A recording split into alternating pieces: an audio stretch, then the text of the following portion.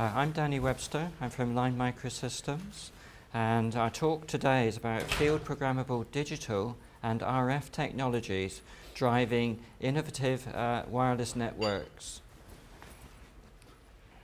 So I'm going to start off with a definition of what field programmable RF is, and that will probably be the most traumatic part of my presentation. I will then go on and look at some of the more horrible bits of software-defined radio, and then go into some more details about our field programmable RF technology, and also some of the competing technologies in that. So I do apologize for this slide. It is quite traumatic, but basically a field programmable RF device is a fully fledged radio. So it will have things such as LNAs, it will have synthesizers, mixers, variable gain amplifiers, TX outputs, and so on, ADCs and DACs, a basic digital baseband. So it's really a sophisticated radio system. And in our basic digital baseband, and again our competitors have a similar product, we have things like IQ gain correction in digital, DC correction or LO leakage cancellation in digital, complex mixer with a numerical controlled oscillator, up-down sampling or decimation interpolation, FIR filters, receive signal strength, and a digital AGC, and obviously inverse sync for the TX side. So this is what we mean by a field programmable RF block. Each of these blocks is programmable, bypassable, so you can pick and choose what you want in your actual radio system. Okay, on to software-defined radio, the dream. What we would like to do as a manufacturer is to walk into a room like this and say, what would you like to do today? And you would come up and say, I want to do GSM, I want to do Wi-Fi, Tetra, or whatever. And we would say, perfect, that's all fine. The reality, which sort of enters my inbox in the email, is rather more ugly, shall we say. Obviously, people want different types of digital connections. They want different types of modulations. They want different requirements, multi-channel, echo cancelling, pre-distortion, and so on. So they really throw the book at us. So we have to deal with that. But let's step back a bit and look at software-defined radio. We can kind of split it into 6 parts. We can split it into the passive parts, antennas, SAW filters, RS switches, and power amplifiers. We then have the field programmable RF transceiver part. Then we have a digital part, which is normally a field programmable gate array, or it can be a microprocessor system. We also have software sitting on top of that, whether it's VHDL or C programming. And obviously you have a network. These things normally connect to something else. So you can identify sort of 2 extreme systems. You can look at a dongle-based system, which would have your passives, your field programmable RF, a fairly powerful microprocessor, and then a huge stack of software. So I think many of you are familiar with GNU radio project that's going on. So this is this kind of system, really. You just plug in your dongle into your PC, and you have your software-defined radio. The question is really how fast does my Raspberry Pi have to be in order to simultaneously do 20 megahertz LTE, 20 megahertz Wi-Fi, second generation digital television, GPS or GNSS, and still sell for £60. That's going to be an interesting discussion, and I look forward to hearing the answers over lunch. The other extreme, and I'm not sure it's fully here yet, but perhaps it's where the FPGA companies would like to take us, is that you have this super FPGA. It would have your multi-core processors. It would have a DSP, it would run Linux, it would have software on it, it would have all the different network connections, It would have a field programmable RF device either in the same package or on the same die, and it would be just the passive devices outside. This could be very attractive if you're doing a fairly low volume product. Maybe for very high volumes, then ASICs become attractive again. One of the frightening things we have is the multitude of digital interfaces that get mentioned in the various meetings and discussions we have. But for FPGA, this is very easy. You just buy the IP block of what you actually want. So for example, if you're doing PC cards, you may want PCI Express, SRIO. If you're doing a classic cabinet for a RF baseband company, they want CIPRI or DigiRF. Dongle people want USB. Other people want Ethernet. And some of the GNSS people want RS-232, which I thought that was dead, but apparently it's still alive out there. Whereas the field programmable RF device people have a much more conservative approach. Often you'll find parallel CMOS, sometimes you find LVDS. There will be an SPI for controlling the device, and there may even be an I2C bus. In many applications, you have the RF going to digital. In some of the applications we actually see the RF going back out as RF. And that can be either an indoor repeater for your mobile signals, or it can be a backhaul system for a remote network system. So let's look at it a bit more closely at a typical software-defined radio at the RF end. So on the receiver side, you particularly would have multiple antennas for MIMO. You would have switches and band select SAW filters. You would probably have a Balun and then a matching network.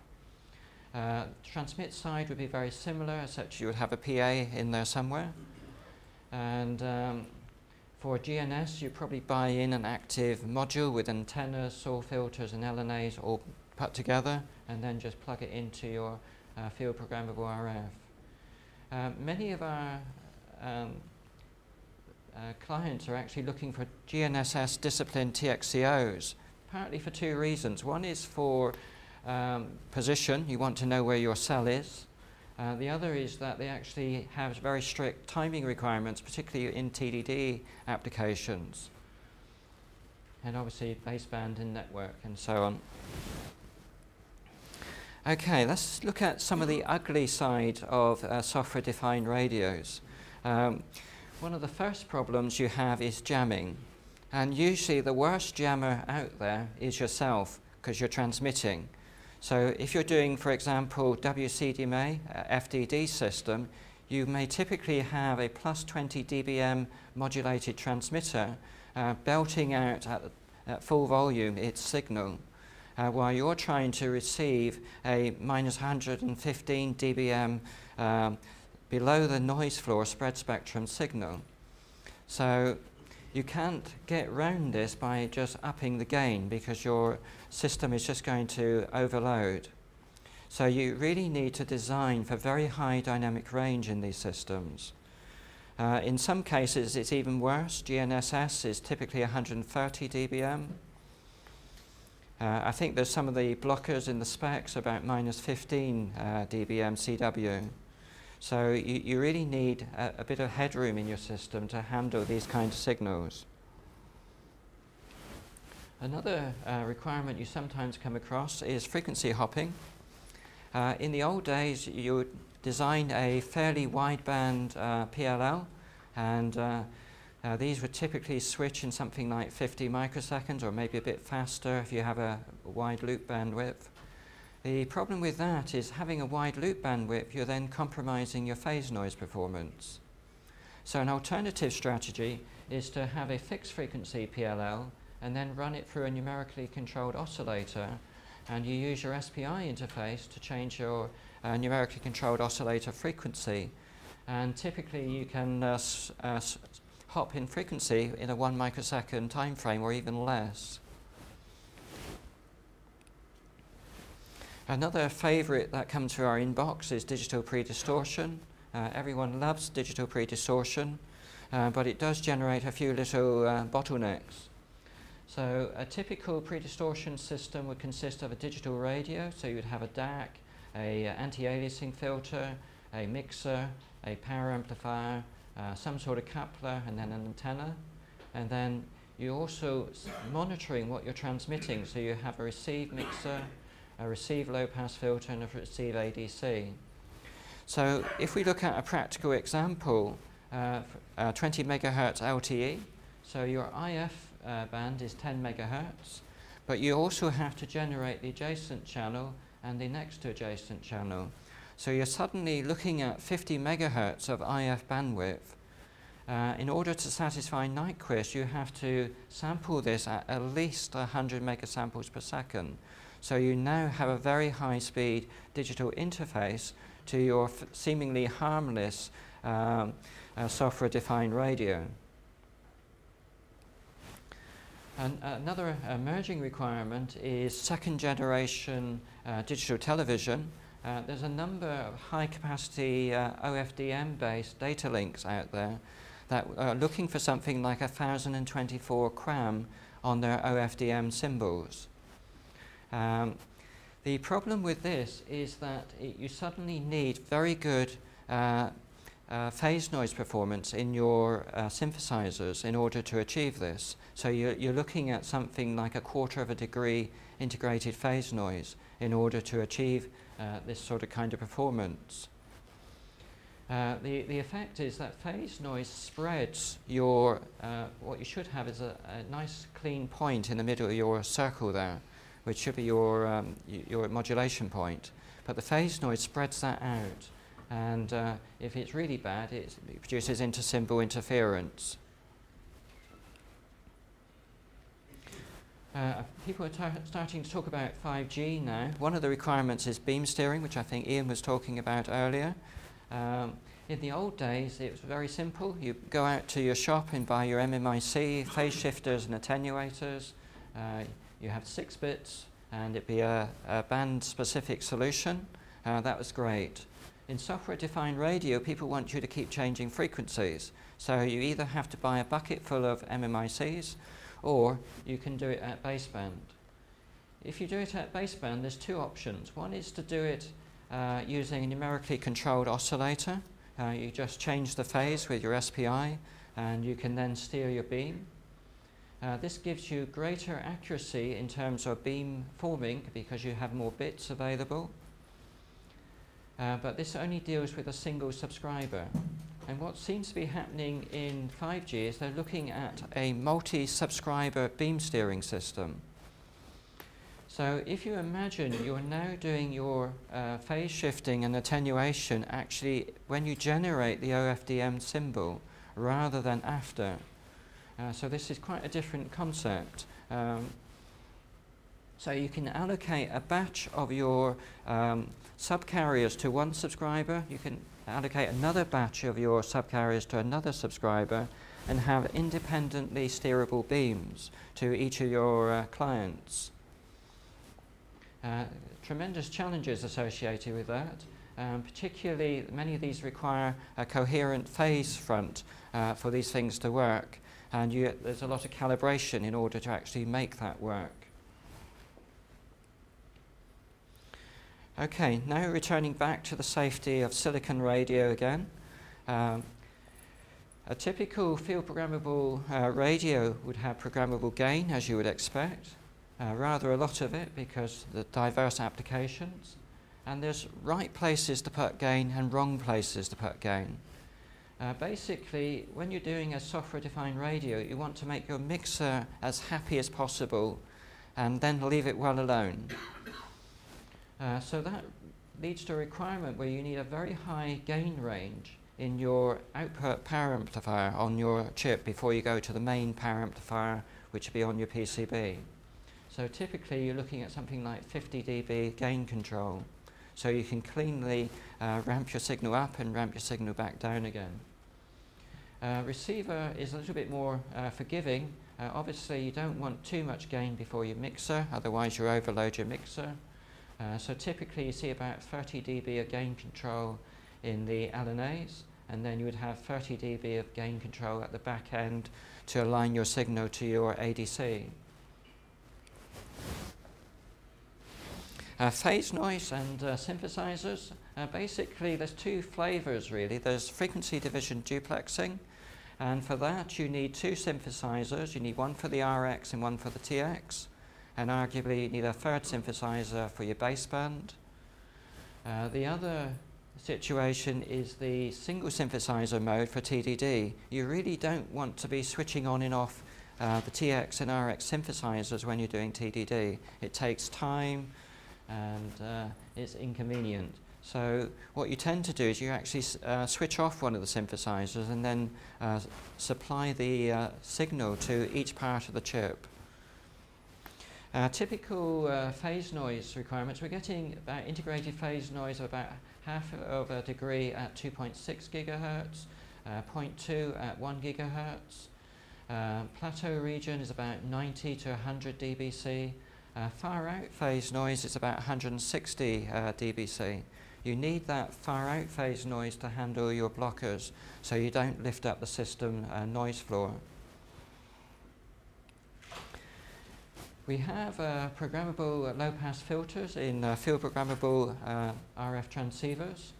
Typically, this would cover something like 600 kilohertz right through to maybe 80 to 100 megahertz. Obviously, as you get higher frequencies, the parasitics of the transistors and the op-amps, etc., bite in, and it actually helps you. You get a sharper roll-off than you do with the lower frequency ones. One of the main things about a radio is actually optimizing dynamic range. So we have a graph here of RF gain, noise figure, and in-band third order intercept point. As you can see, if you go to a point here, you're getting the best intercept point behavior and the best noise figure simultaneously, and that's where you have your greatest dynamic range. Okay, I'd love to tell you that a field programmable RF transceiver requires no calibration whatsoever, but that's not true. There's all sorts of things you need to calibrate. The obvious one is LO leakage. You also need to deal with things like image rejection. I think you get about 30 dB image rejection just switching it on, but most people want about 50 dBs. You have analog filter calibrations because on chip you get something like 20% variation in frequency, so you do need to do something about that. And obviously your PLL needs some sort of locking algorithm if you're using things like switch cap tuning. So there's a number of possible ways of actually doing these calibrations. Most of our clients actually do not want to transmit while they're doing their calibrations. This is very upsetting to the neighbours, if you like, if you have a 100 watt PA and you're doing your LO adjustments. So you can do this using either state machine or an on-chip microcontroller. So for example, on our current chip we actually have a, where has it gone, an 8000 series microcontroller to actually do the calibrations for us. Okay, very briefly, where do field programmable RF transceivers go when they're living rather than when they die? We use them in a number of products which have been built by our customers. These include various kinds of small cell base stations. It's been used in a tactical military radio product and also in a asset tracking product. Okay, that concludes my talk. I'm sure that has actually raised quite a few questions, so Leo. Could you say a few words about the techniques you had to adopt to keep the transmitter spurious levels from the IC to an adequately low level? I think just good practice really, sort of differential signal lines really. So for example, and obviously use isolation techniques that the semiconductor company provides for you, such as guard rings and so forth. I've got one actually. You showed a slide at the beginning at what everyone wants and everyone shouting about want this, want that. How many different standards can you realistically do with a single? I think we can do most of them. I'm not aware of ones that we can't do. I think, obviously, if you're trying to do something crazy like 1024 crown at 4 gigahertz, our product wouldn't be able to do it. But for lower frequencies, we certainly can achieve that sort of thing. Right, but it's limited by the actual RF hardware that you put around your and also programmable digital interface. You know, if someone wants to do pre-distortion at some crazy rate on MIMO, then obviously you just can't get the information into the chip fast enough. Right. Okay. That's great. Any other questions? Yeah, at the back there. Question about standards. Does your chip have any standards to meet, bearing in mind the European Union and ETSI have standards now for receivers? Well, basically, we have to help our customers meet the various regulatory requirements. At the end of the day, it's their burden of responsibility to do that, so they have to do all the filterings that they need. But obviously, from our side, we try and keep it as clean as possible as well to help them.